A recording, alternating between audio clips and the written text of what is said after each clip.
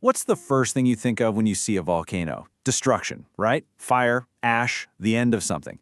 Well, we're going to flip that idea completely on its head, because today we're talking about beginnings. We're going to explore how incredible, vibrant life can spring up from the most unlikely place imaginable, the sterile, fiery landscape left behind after an eruption.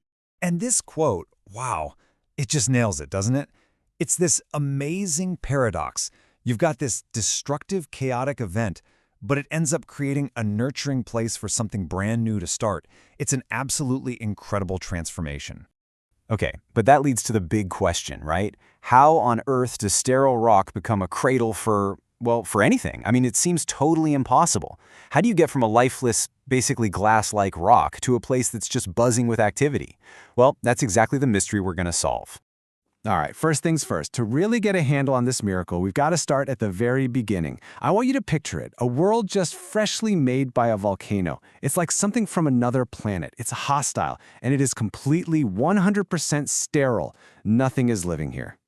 So this is our blank slate. And let's be clear, this is not soil. Not even close. It's just the raw ingredients. You've got sterile ash, which is basically just super fine rock and glass. You've got cooled lava, which is sharp and hard. And yeah, there's some mineral-rich dust, but there's zero organic matter. It can't hold water. There is absolutely nothing here for life as we know it to grab onto.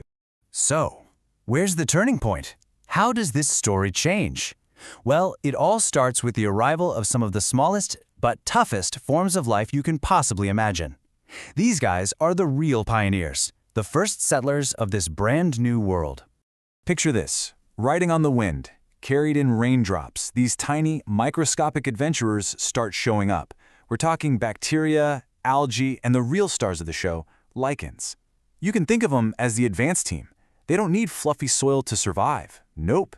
They just need something to hold on to. And believe me, they are about to change everything. And here's the really cool part. These pioneers, they're not just hanging out, they're not just surviving. Oh no, they are active engineers. They're basically terraformers, you know? They get to work breaking down this old, sterile world to literally build a new, living one from scratch. So how do they pull this off? It's amazing. It starts with things like lichens, which are this cool team-up between a fungus and an alga. They grab onto the bare rock and start releasing these really weak acids. It's a super slow, super patient process, but it actually starts to crumble the rock's surface. Then, as generations of these tiny pioneers live their lives and then die, their little bodies decompose. And that's the magic moment. They're adding the very first bits of organic material. And with that one crucial ingredient, real, living soil starts to be born. And the change is just, it's night and day. You look at what we started with, volcanic ash. It's sterile, it's just minerals, and water just runs right off it. But then look at the after. Volcanic soil. It's alive. It's packed with organic stuff, and it soaks up water like a sponge. It's a total transformation. Okay, so once this living foundation is laid down, that's when things get really wild. The stage is officially set for an absolute explosion of life. We're talking about a bustling, invisible city just under the surface. This isn't just dirt anymore. It's a full-blown micro-ecosystem. And when I say bustling, I mean a level of crowded that is just mind-boggling. Seriously, it's more packed in there than any city on this planet. So let me ask you, just how crowded is it? How many living things do you think are in just one tiny pinch of this new soil? Get ready for this. Over 1 billion. Let that sink in for a second. In a single teaspoon, one tiny scoop, there are more microbes in there than there are people on the entire planet. That is a truly staggering amount of life, all crammed into this tiny, tiny space. And this hidden jungle, this microscopic world, actually has a name. It's called a microecosystem. And that's exactly what it is, a whole world in miniature. You've got your producers, your consumers, your decomposers, the whole shebang. They're all in there, interacting, creating the perfect conditions for bigger things, like plants, to finally move in and set down roots. Okay, so, a bunch of microbes in the dirt. Why does this tiny little drama matter? Well, it matters a lot, because figuring out this process has huge implications.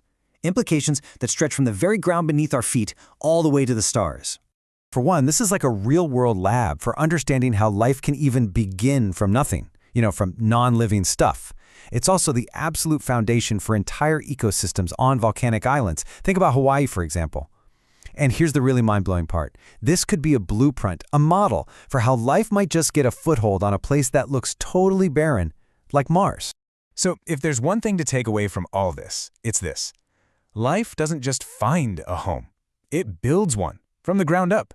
It's not some passive thing just waiting for the right conditions. No way. It shows up, it gets to work, and it literally engineers a home for itself out of a sterile wasteland.